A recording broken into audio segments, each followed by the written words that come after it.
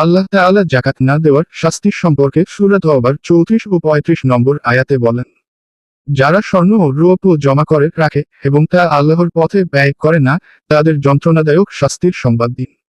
সেদিন জাহান্নামের আগুনে তা গরম করা হবে এবং তা দ্বারা তাদের কপালে, পার্শ্বদেশে ও পিঠে দাগ দেওয়া হবে। ইবনে মাজাহ শরীফের 4019 নম্বর হাদিসে রাসূলুল্লাহ সাল্লাল্লাহু আলাইহি ওয়াসাল্লাম বলেন, যে জাতি যাকাত বন্ধ করে দেয়, আল্লাহ তাদের ওপর দুর্ভিক্ষ ও সংকট চাপিয়ে দেন।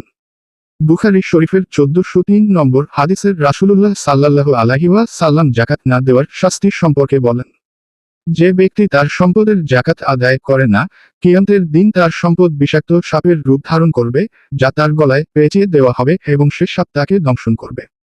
মোট কথা, যাকাত আদায় করলে আল্লাহর রহমত, সম্পদের বরকত ও জান্নাতের সুসংবাদ পাওয়া যায়। পক্ষান্তরে যাকাত না দিলে দুনিয়াতে দুর্ভোগ ও কিয়ামতের দিন কঠিন শাস্তির সম্মুখীন হতে হবে। তাই প্রত্যেক সামর্থ্যবান মুসলমানের উচিত যথাযথভাবে যাকাত আদায় করা।